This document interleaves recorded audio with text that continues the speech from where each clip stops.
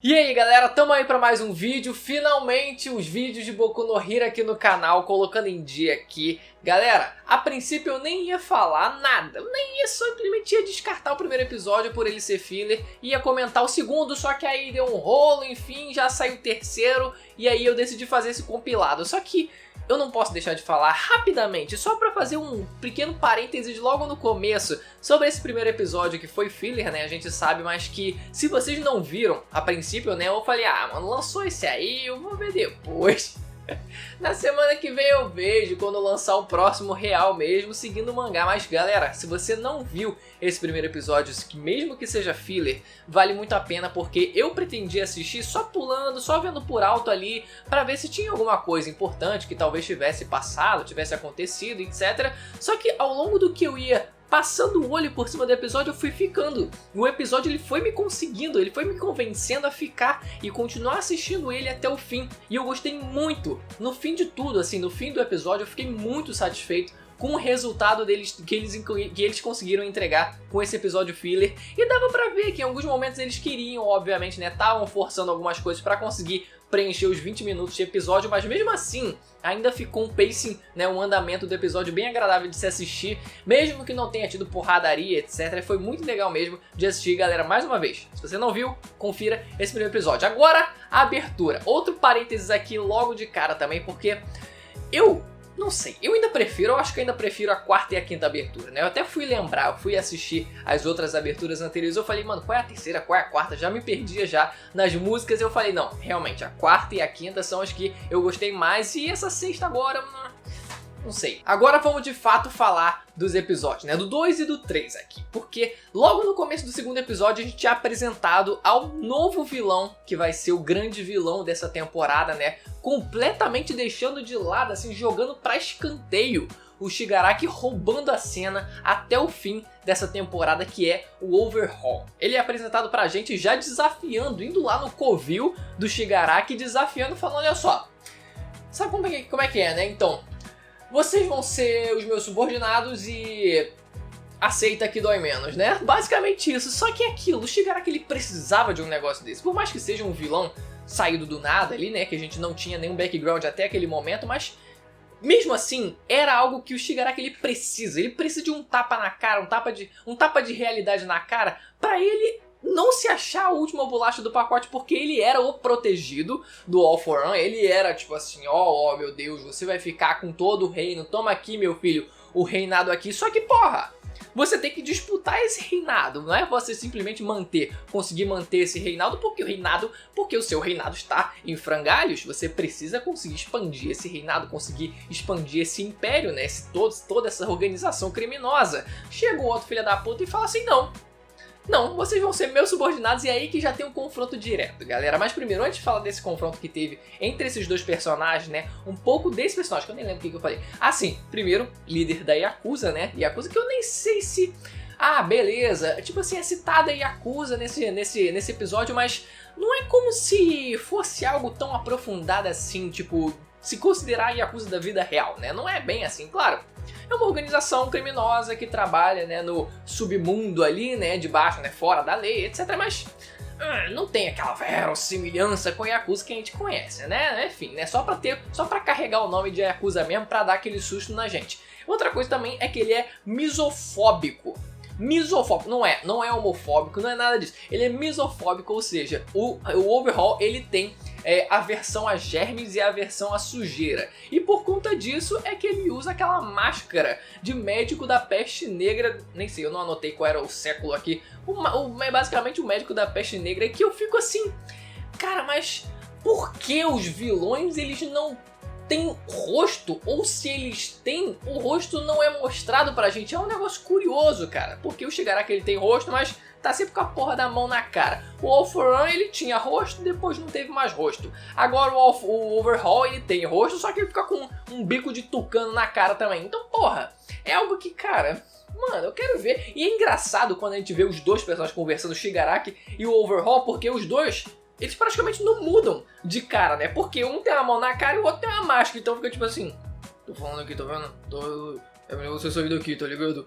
É melhor você sair daqui, tá ligado? Tipo isso, é como se não tivesse expressão nenhuma atrás daquilo. Enfim, o Overhaul ele vai lá se encontrar com a Liga dos Vilões e o curioso também, o outro contraste que dá pra fazer aqui é a própria habilidade dos dois, né? A gente sabe que a habilidade do Shigaraki é do decaimento e, teoricamente, né, a definição exata do Overhaul seria basicamente o desmantelamento ou algo sinônimo disso. O que no fim das contas é muito parecido, com exceção de que tem um certo detalhe aí no poder do Overhaul que não é simplesmente desmantelar, não é simplesmente desintegrar, que aí se considerar só essa parte do poder dele, de fato é muito parecido com o do Shigaraki, e aí fica no momento em que a bosta é jogada no ventilador, né, os personagens começam a morrer, né, morre um de cada lado, e a gente fica, caraca, mano.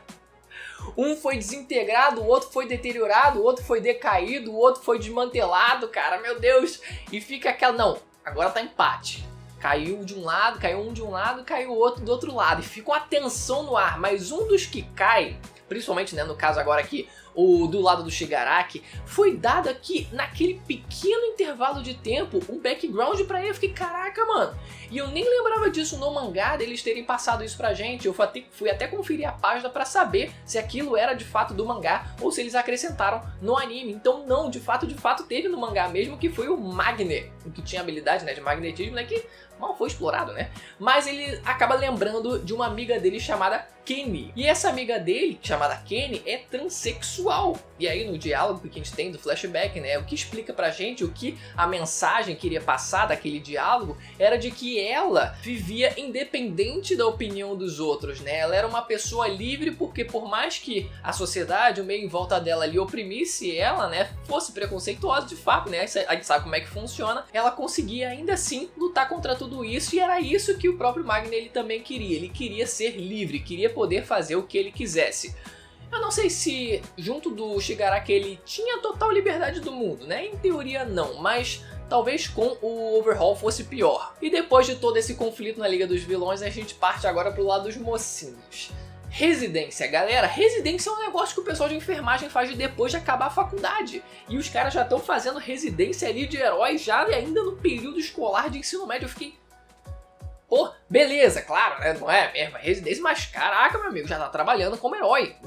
Pô, o enfermeiro também tá trabalhando como enfermeiro na residência, né? Então, é a mesma coisa praticamente. Então, cara, o negócio realmente tá precoce pra caraca, tanto que a gente viu que tem uma limitação gigantesca ali de alguns alunos, né? Só alguns alunos conseguirem, de fato, alguma residência em alguma empresa, etc, né? O Midoriya e o Mirio, eles conversam com o All Might, e naquele momento a gente descobre, por parte dos pensamentos do All Might, que o Mirio seria a primeira opção, a melhor opção até que o Midoriya apareceu na história, na vida do All Might, né? O Mirio seria o candidato que iria herdar o One for All, né? E a gente, no episódio seguinte, né, no episódio 3, a gente tem isso explicitado pro Midoriya, onde isso é jogado na cara dele, isso é jogado contra ele pra tentar desestabilizar no momento em que ele tava tentando pegar lá a peça de xadrez lá do Night Eye. Então, cara, aquilo de fato mexe com ele, né? Já juntando aqui um pouco as duas coisas, né? Porque o assunto é o mesmo, mas é uma coisa que mexe com ele, cara. Eu vi no terceiro episódio que ele fica realmente abalado, como se, tipo assim, cara, é como se ele percebesse que ele não era de fato a última... Como é que era o nome? Última cereja do bolo, né? A última cereja do bolo, a última bolacha do pacote. Bolacha é o cara... o último biscoito do pacote, né? Então ele acaba tendo esse choque de realidade e ele fala, caraca, mano. Então tem gente realmente que, tipo assim, mano, eu não sou tudo isso. Tem outra pessoa que ali poderia também, por um detalhe, ter sido o cara que poderia levar o poder do One for All. E a gente fica, pô, mano. E até, assim, pela parte da admiração que o Midoriya ele tem em relação ao All Might, do tipo assim, não, é como se o All Might ele não gostasse tanto do Midoriya assim. Na verdade, o poder era pra ir pra ele, mas não é nem só isso, mas toda a trajetória de vida do Midoriya a partir daquele momento, né, não existiria, porque ele não conseguia, por mais que tenham dito, né, pra ele que ele poderia sim ser um herói sem poder nenhum, no fim ele acabou ganhando poder pra caralho, um grande poder de super-herói, e assim ele tá conseguindo, né, seguir a jornada dele. Então, acaba que tudo aquilo meio que gira na cabeça dele, e ele percebe que, caraca, mano, quase que eu perco tudo isso que eu tô vivendo agora, quase que eu perco essa oportunidade sem eu nunca saber disso. Então aquilo ali realmente mexe com o personagem, e foi muito bom, galera, e foi muito bom. E eu já aproveitando, que eu ia deixar pro final, mas como tem a ver com isso, eu queria aqui já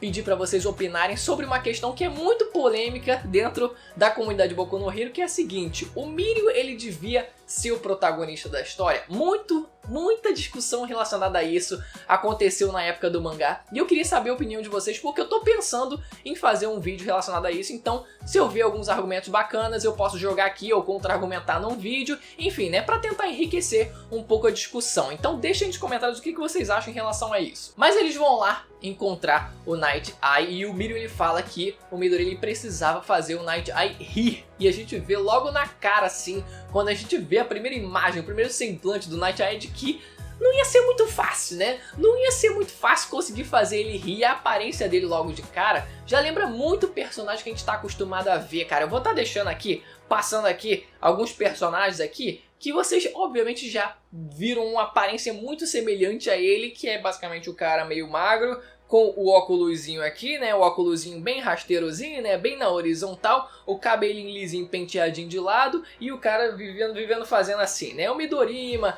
o personagem lá do Hunter x Hunter, enfim, eu vou estar jogando aí na tela, já não lembro direito, o maluco lá do Kakeguru, enfim, eu já falei sobre isso no outro vídeo. E o Night Eye, ele passa o teste pro Midoriya, que é o Midoriya ele tentar pegar a peça de xadrez que ele estava segurando, podendo fazer qualquer coisa, destruindo a sala, podendo atacar ele, podendo fazer qualquer coisa, e o Night Eye, ele não ia revidar, simplesmente ia tentar desviar dos golpes, né, e assim tentar evitar que ele pegasse a peça. E isso, óbvio, na cara, no mesmo segundo, me lembrou a cena clássica, cara, o momento clássico que foi o Killua tentando pegar a bola do Netero, e aquilo ali, cara, foi lindo. E depois o Killua todo se achando assim, meu irmão, quase que eu mato, mano, quase que eu mato aquele velho. Ah, saudades, cara, saudades. Eu preciso voltar a ler Hunter x Hunter. Porra, é tanto diálogo, né, nos capítulos que dá preguiça. Mas enfim, né, um dia eu vou voltar a ler. E a habilidade do Night Eye é a previsão. Ele consegue, né, até 1 hora depois que ele toca no personagem, no oponente dele, ou quem quer que seja, né, ele consegue prever todos os movimentos daquela pessoa dentro de um período de 1 hora. E aí, meu amigo, lascou. Só realmente se o Midori ele fosse muito mais rápido do que ele apresentou ali, com a velocidade que ele apresentou ali naquele momento. Porque, de fato, se ele fosse mais rápido, tipo assim, 30 vezes mais rápido talvez, mesmo que o Night Eye ele tivesse a habilidade de previsão, ele não ia ter velocidade suficiente para conseguir desviar dos golpes. Isso é o mais básico, né? Só que, mesmo assim, o Midori ele não tinha essa velocidade, o que dá um hype até bem grande pro próprio Night Eye dele conseguir desviar de tudo isso mesmo, além, né, mesmo desconsiderando ali a previsão que é a habilidade dele. Outra coisa que também seria possível é um ataque em área se o Midori ele usasse um smash boladaço que estourasse o prédio inteiro. Ficaria mais difícil do Night Eye ele desviar de qualquer coisa, né? Mas no fim das contas ele não conseguiria pegar, né, a peça de xadrez, a não ser que ele derrotasse, né, conseguisse derrubar o Night Eye e aí em seguida ele conseguisse tentasse conseguir pegar a peça. O que também seria uma possibilidade, mas aí quebrar o prédio inteiro seria meio exagero, né? Ele também poderia acabar ferrando o próprio braço de novo. Até porque agora nem pode mais usar o braço. E o Night Eye ele deixa clara a preferência dele pelo Mirio, expõe pro Midoriya, revela isso pro Midoriya, falando que de fato o Mirio ele seria a primeira opção do All Might, né, se o Midoriya não tivesse aparecido na vida dele. E aquilo mexe com o Midoriya, já falei aqui nesse vídeo, cara, mas ah, galera, isso aí foi pesado, cara. Isso aí pro Midoriya foi muito forte. E assim, por parte do Night Eye, ele tem de fato assim, cara, uma coisa com o Mirio, ele fala, mano, tinha que ser o cara, tinha que ser ele. Tipo assim, cara, eu não consigo aceitar que você tenha sido escolhido. E além disso, ele aceitou o moleque na residência pra provar que ele não era o cara ideal pra receber o poder do One for All. Olha, cara, vamos ver o que vai acontecer, se ele vai mudar de ideia no fim das contas. Mas já no finalzinho do episódio aí, depois dos créditos principalmente, né, depois que é dada a primeira missão pra eles, né, a gente corta ali pro finalzinho depois do encerramento. E aí, cara, aí acontece, aí começa a acontecer, cara, o grande encontro ali, o momento fatídico ali, tá certeiro, que é coincidente encontro do Midoriya com o Overhaul e uma garotinha chamada Eri, que ele sim fica uma situação, caralho, o que tá acontecendo? Essa garota tá meio que fugindo do cara e o cara dizendo pra ela voltar pra casa. Vamos ver o que vai acontecer. Enfim, galera, deixa o like se você gostou do vídeo, se inscreva no canal se você não conhece para conferir reviews semanais do anime de Boku no Hero. Tô colocando em dia esses 3 primeiros aí, mas depois eu vou fazer semanal direitinho, semanal toda semana, hein? Não se esqueça. Ativa o sininho também para receber as notificações dos próximos vídeos. Vou ficando por aqui, até a próxima. Tchau!